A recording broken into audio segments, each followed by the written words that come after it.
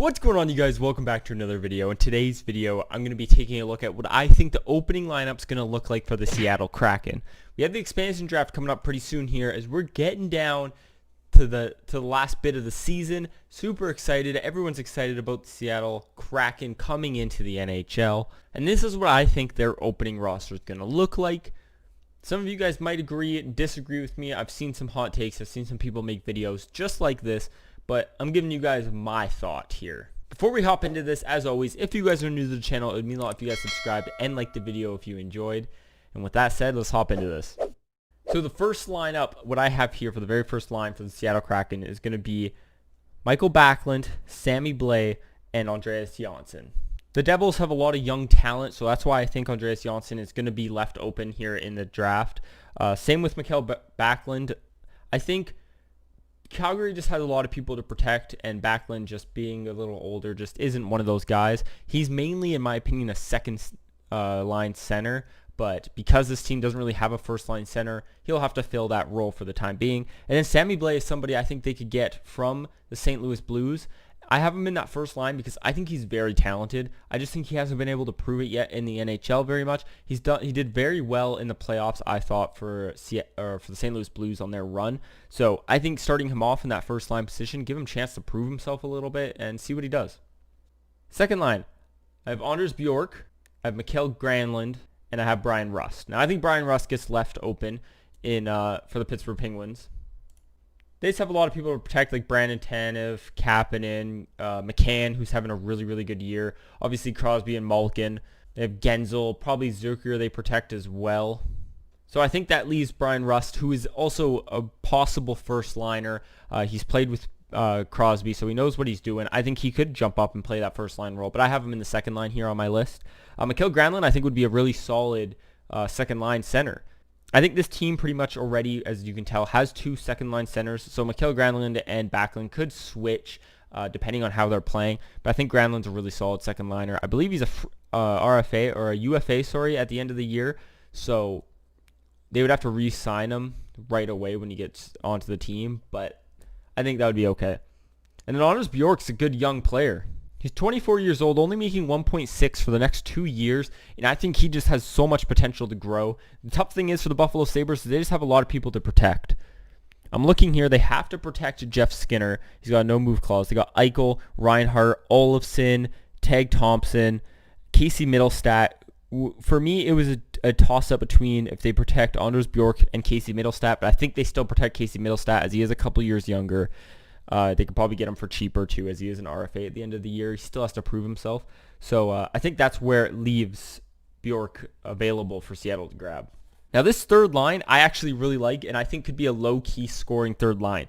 I got on left wing Alex Galchenyuk, Adam Lowry in center, and Daniel Sprong on the right wing. Daniel Sprong and Alex Galchenyuk. Alex Galchenyuk I would say is a playmaker here. He'd be the one to set up Daniel Sprong, who I'd say is a young center coming into the NHL here for the Washington Caps. And I think he'd fit on that third line perfectly. Adam Lowry, you know what you're going to get from him. Just an insane centerman on a really stacked team. He's the guy you want playing third, fourth line just because of how good he is on two-way and his centering. He's really good at winning faceoffs. So I put him there on the third line center, who I think just gives this team some depth. This team has insane center depth. The fourth line, I have Sam Bennett, Nick Paul, and Tyler Pitlick. I think this is a very solid fourth line as well. I think this is the fourth line you will see on pretty much any NHL team. That's just how NHL caliber this fourth line is. Very solid fourth line. Nick Paul's still young, coming into the NHL, has a chance to grow, play on that fourth line. Sam Bennett, you know kind of what you're going to get from Sam Bennett. He can play hard. He's kind of hit or miss sometimes, but he can play hard, play physical, and he could move up and down the lineup. Say Galchenyuk's not playing well in that third line. Sam Bennett could probably give it some life and play him to play the body and play physical. And Tyler Pitlick's just been around a bit. He's won a Stanley Cup, and I think he'd just be a great fit for the fourth line. He's also somebody that can move up and down the lineup. Say Daniel Sprong just isn't playing well as he is still younger. Pitlick could come in and play on that third line very well. Defense is where this team, I think, thrives. This team has insane defensive depth. Left D, I have Ryan Graves, and then right D, I have Matt Dumba. Now, that's an insane first line. I think Graves gets left open because I look here at the Colorado Avalanche and they have to protect Eric Johnson. They have Samuel Girard, who they probably protect, and Cale Makar. So that leaves open Devon Taves, Ryan Graves, Patrick Nemeth, and I think that you just have to pick Ryan Graves, who's only 25 years old. He's making, what is that, almost 3.2 for the next 2 more years. Insane. I think they got to pick him up to play that first line. And Matt Dumba, on the other hand, Minnesota is in a tough spot because they have no move clause on Jared Spurgeon, Ryan Suter, and Jonas Brodin, which leaves Matt Dumba just wide open, making $6 million for the next couple years. And he would be that elite player that this team would need. This team doesn't have elite players up front, but they have a potential elite player in Ryan Graves who I think could grow to be a nice top 4 defenseman, and an elite Matt Dumba. Now the potential only goes up, as I have for their second line Shane Gostisbehere and Eric Cernak. Now Cernak's actually kind of crazy because I look at Tampa Bay Lightning and they potentially could protect him. I was actually kind of tough when I was making the protections.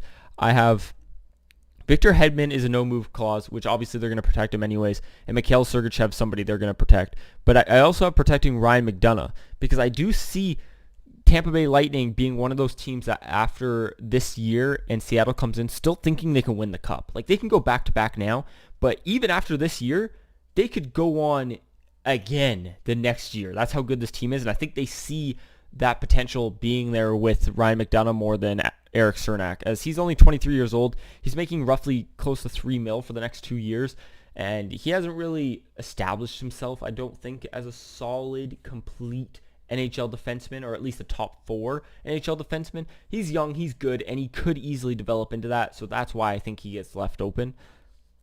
And as the bottom pair, I have Jacob Larson and then Calvin DeHaan. Really, really good, solid pair. Calvin DeHaan hasn't looked bad on Chicago, and Jacob Larson's a young player. He squeaks through the cracks here with the Anaheim Ducks, as they have a lot of people to protect. They got Cam Fowler, Hampus Lindholm, Josh Manson, all players that I think they will protect, as those are their core players. I could be wrong. They could throw out Cam Fowler. Who knows? But this is just what I think. So that leaves their newly acquired Hayden Fleury and Jacob Larson and Brendan Gooley. And it was kind of a tough call, but I think Jacob Larson has proven himself to be more of an NHL-ready defenseman currently. So I think that's why Seattle would pick him. On goaltending, crazy tandem. I got Braden Holtby and Anton Khudobin. Now, Braden Holtby has played really, really well since coming back with COVID with the Canucks. He's played unreal, and I think he's still established himself. He's a solid backup, potential starter if you need him. And Anton Khudobin has played really, really well for the Dallas Stars, especially last year in the playoffs when they went on to go to the Stanley Cup final. He played extremely well, so I think they pick him up. And then their third stringer I actually have is Jake Allen. I think they take him from the Montreal Canadiens, as Jake Allen is also a really solid backup.